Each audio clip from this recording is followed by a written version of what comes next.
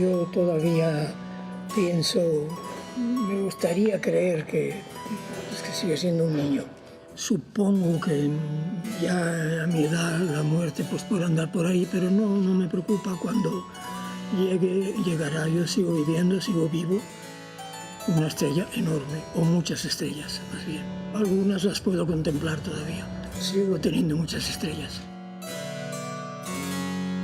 Sigo jugando con todo, y la palabra jugar pues viene desde niño y me gusta.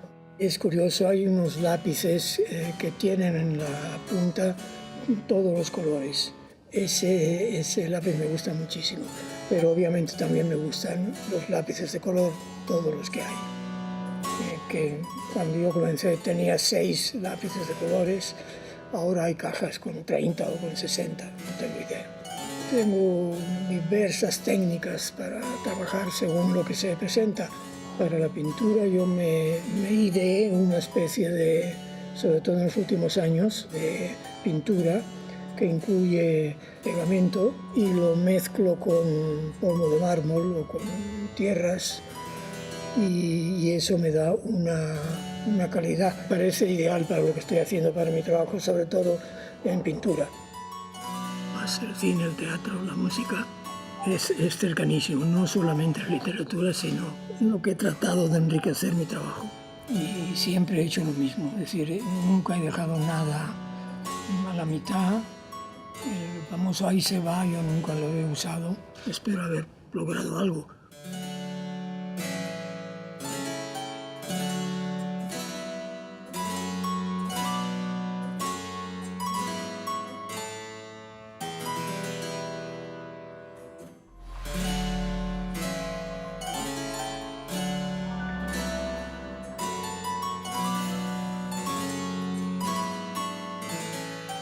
Yo pasé la guerra en España y 10 años bajo el franquismo. Una dictadura atroz y una continuación de la guerra. Es decir, la guerra en España duró hasta la muerte de Franco, porque él siguió todo el tiempo vengándose de los republicanos. Vengándose en el sentido que estaban encarcelados o estaban ejecutados. Pues yo tenía 12, 13 años, 14 años. Sabía, por ejemplo, que mi padre no iba a volver, él lo sabía muy bien, pero mi madre siempre no sabía en la casa, había tenido la habilidad de mantener la presencia de mi padre. Entonces yo caminaba, que iba a la escuela de 7 de la tarde a 9 de la noche, cuando salía de la escuela yo veía un cielo estrellado y pensaba. Yo creía que a lo mejor esas estrellas que yo estaba viendo las estaba viendo mi padre en México. Eso me daba una cierta como tranquilidad, cercanía. Así que había una relación lejana, pero al mismo tiempo cariñosa. Pero yo no recordaba ningún verano, ninguna luz en esos 10 años de represión franquista. Pero para mí esa fue la idea luminosa de libertad que encontré con la luz al llegar a México. Cuando yo llegué a México, primero me encontré con mi padre y mi papá era una persona muy seria, era un ingeniero. Bueno, cuando llegué me dijo, ¿qué quieres hacer? ¿Quieres trabajar? ¿Quieres estudiar? Yo tenía, pues, no sé si decir horror a la escuela, pero no tenía ningún convencimiento de que pudiera ser útil. Y dije, no, yo quiero trabajar.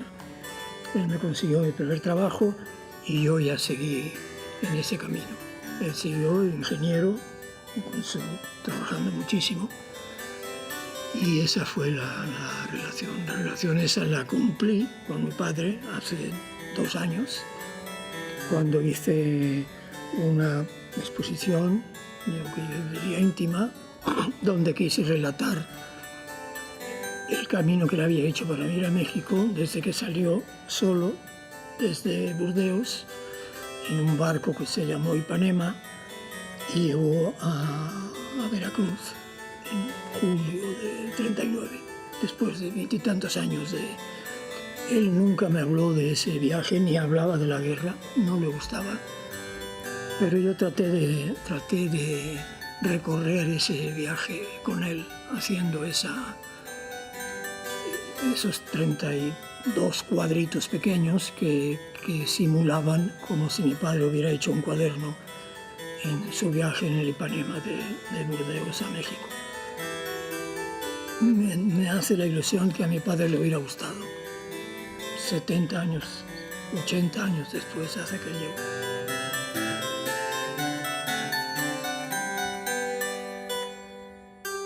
Bueno, los estudios que yo tuve antes de llegar a México fueron muy pobres, pero había hecho algo de estudio de escultura en barro, pero no me había... Yo quise olvidar un poco todo ese trabajo.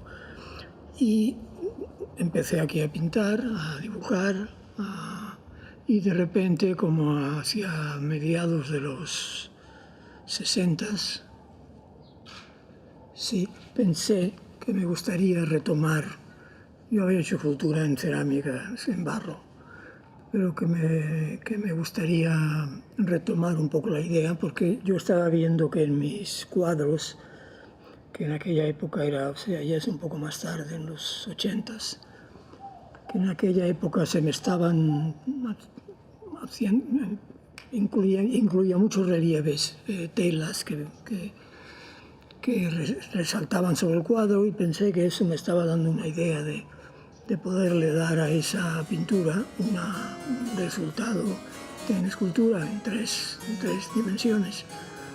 Y así lo hice. Fue en la época en que estaba haciendo México bajo la lluvia, mi serie que se llama México bajo la lluvia, y comencé a hacer esculturas de pequeño formato, como de 40, 50 centímetros de alto, y las hice en cerámica, otra vez en madera, en metal, y me sentía a gusto. Y así comenzó la escultura. Luego fue creciendo hasta llegar a escultura urbana, de las cuales ya hay muchas muestras en el país, desde, supongo que debe estar ahí todavía, desde Isla Mujeres hasta el norte, en Culiacán, en fin. Así que más o menos la escultura, llamémosle urbano o monumental, ha recorrido el país, y sobre todo pues, en la Ciudad de México.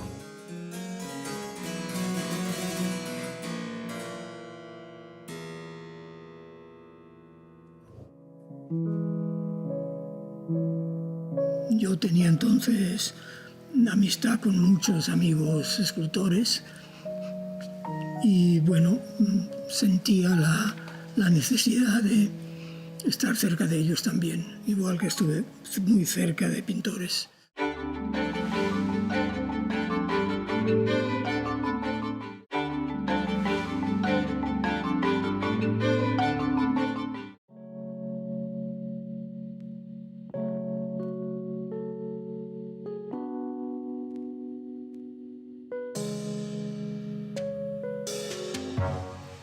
Pienso que mi generación, o por lo menos en mi caso, nos aprovechamos de la ruptura que estos grandes artistas habían hecho.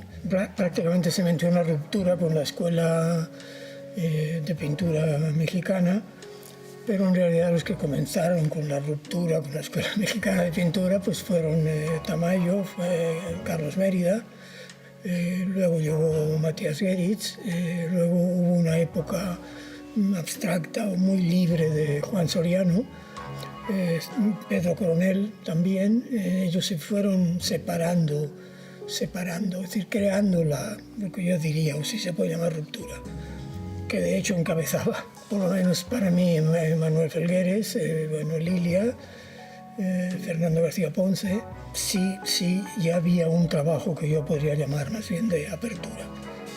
Es muy curioso porque generalmente se le relaciona a la generación de ruptura con el arte abstracto, que en efecto las 3 o 4 figuras que acabo de mencionar, ese era, digamos, nuestro proyecto, pero en cambio en la generación de la ruptura había artistas figurativos, o sea que continuaban con la figuración de la Escuela Mexicana de Pintura, pero dándole otro carácter, como Gironella, como Cuevas, como Vladi, Enrique Echeverría, en fin, algunos más. O sea, fue una apertura total en todo tipo de intervención artística. Ese movimiento se desarrolló cerca de escritores, de poetas de nuestra generación, de teatreros, de músicos, de cineastas. Si todo ese conjunto no se hubiera dado, creo que esa generación no hubiera tenido, si me excluyo, la brillantez que tuvo. La ventaja, como le digo, es esa relación estrechísima con literatura, con danza, con cine, con teatro, con poesía, novela, en fin. Hizo un texto sobre Juan Soriano, donde hablaba de cómo él lo había visto en su casa en París. Saliendo en la mañana, él estaba haciendo una naturaleza muerta, con un vaso, una manzana, y yo volvía en la tarde y ya no. Y al día siguiente volvía a salir. En ese vaso había puesto un pájaro, la manzana, que era roja, la había convertido en verde. Y para mí ese fue ver ese trabajo que yo veía pasando sin molestarlo, esa enorme libertad que tenía él para crear, me hizo también sentir que eso era la libertad en pintura. Como él trabajaba, quitaba, ponía y mantenía siempre una intensidad en ese cuadro.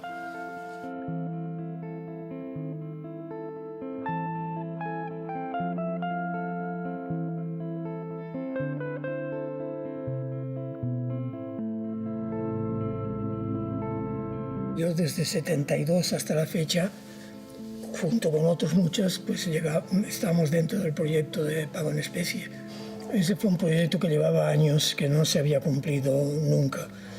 Pero hubo un momento que familiarmente teníamos un amigo, Javier Alejo, que era una gente muy cercana al presidente Echeverría. Javier Alejo dirigía el Fondo de Cultura Económica, donde colaboraba mi esposa. Y Javier Alejo, con su capacidad que tenía por sus relaciones políticas, le dijo a mi esposa qué podemos hacer por los artistas, cómo lo ven. Era amigo de la familia Alejo. Y entonces, pues Alba me preguntó, he tenido esta cosa. Entonces yo dije, oye, ¿por qué no le dices que se recupere la idea de pago en especie? Bueno, pues se formalizó a partir de ese encuentro curioso y se puso en orden de nuevo.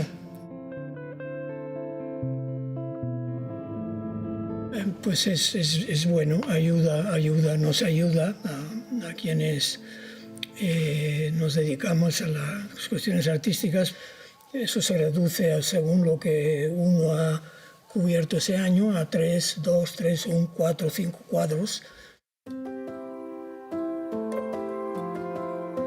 Yo siempre he escogido las mejores obras para el pago en especie. Digo, es obvio, porque yo siempre he pensado que la obra que yo hago es la mejor que puedo hacer. O sea, yo no tengo obras mayores, menores. En mi idea, naturalmente, no es el punto de vista ajeno, pero en el mío yo siempre he expuesto y hecho las obras que he considerado mejores, lo mejor que podía ser en ese momento.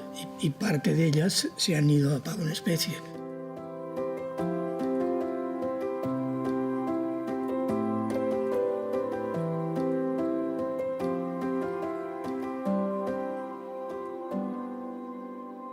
Realmente, es decir, yo no hubiera podido hacer el exterior, que considero que es que mi obra vuele, desaparezca, se pierda.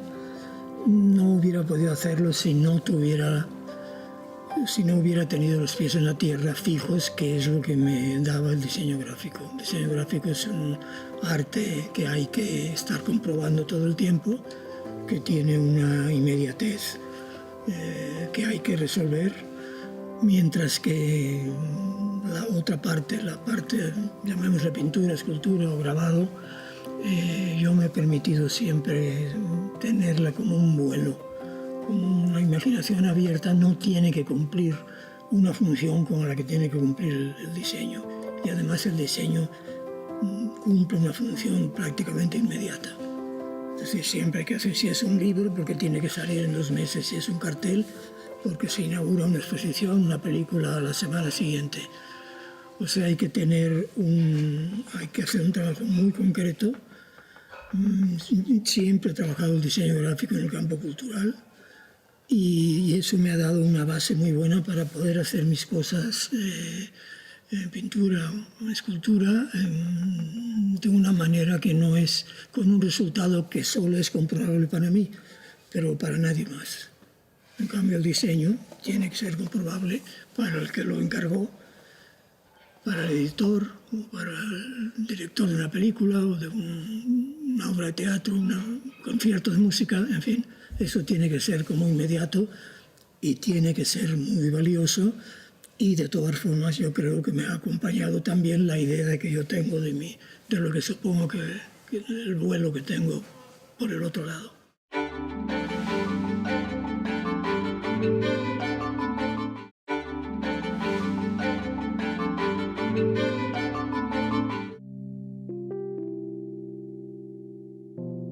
Hay un elemento que tiene que ver con la vida, que es el amor, que yo siempre, se puede decir que he practicado el amor, no, pero yo siempre he estado muy cerca del amor, muy necesitado del amor, no solamente como pareja, sino el amor de mis hijos, de mis nietos, de mis hermanos, en fin, de mis padres. En fin, ¿qué le puedo decir? Son cosas difíciles de explicar. Y eso ha hecho que he tenido numerosos amigos, amigas con las que he colaborado a lo largo de 70 años en México, ¿no? Sí, 71. Yo todo lo que he hecho ha sido ayudarme por la vida, ayudarme por mi vida, por mi manera de vivir.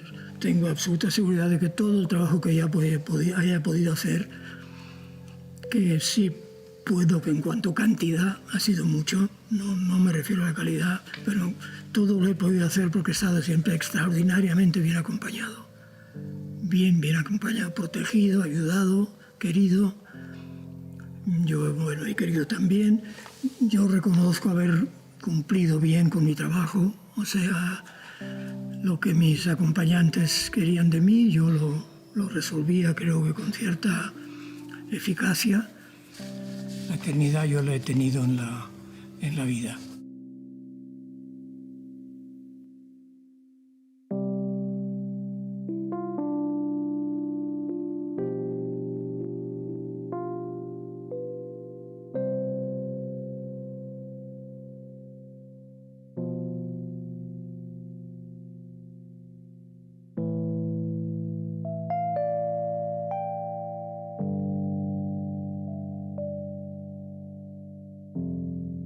Lo que sigo teniendo presente son los cuadros de Morandi.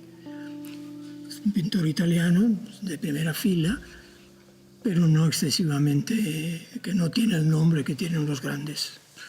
Pero para mí fue un descubrimiento en los años 70, 71, que lo sigo teniendo todavía en la cabeza por su sencillez, por su ternura, incluso de cómo podía pintar esos botes, jarros, una cosa tan sencilla, darle tal profundidad y tal interés y tal ternura, elementos que tenemos como comunes y que nunca los vemos. Otra obra, un cuadro de Tamayo, que creo que se llama Las Músicas, son unas figuras acostadas, que desde que lo vi lo he mantenido en la cabeza. Es decir, una referencia que evidentemente, pues no sé si esté presente en mi obra o no, pero sí está como el interés que esa obra tuvo.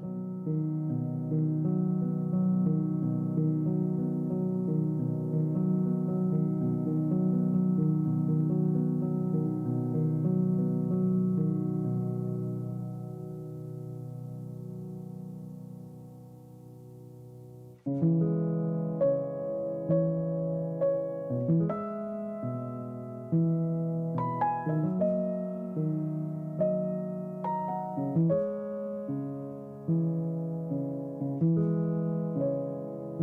no soy partidario de consejos, pero si alguno me lo ha preguntado, yo le digo primero que sean siempre fieles a sí mismos. Segundo, que no compitan con nadie, que estén seguros de lo que están haciendo es bueno por su propia relación y no viendo lo que sus compañeros pueden hacer. Y otra tercera idea que le puedo dar es que no se aburren nunca.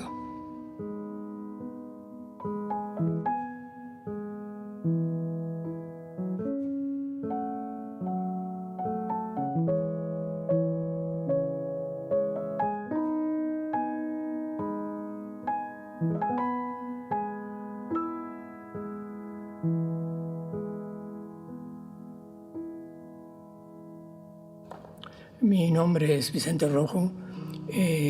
Ahora se me puede ver la cara, pero al ratito ya voy a tener la cara cubierta. Así que espero que ustedes me vean bien y en el futuro nos podamos reconocer.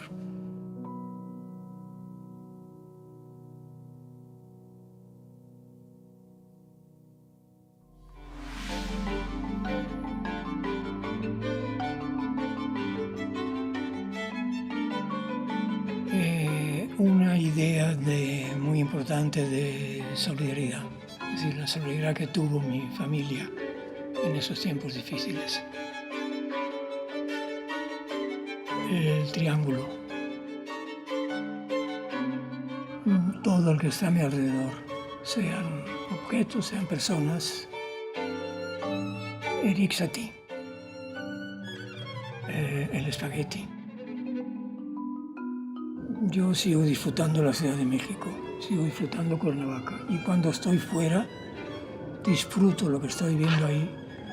Pero yo me acuerdo que, por ejemplo, Jorge Abengoitia, que vivía en París, él decía siempre, yo vivo en París, pero todas las noches sueño con México.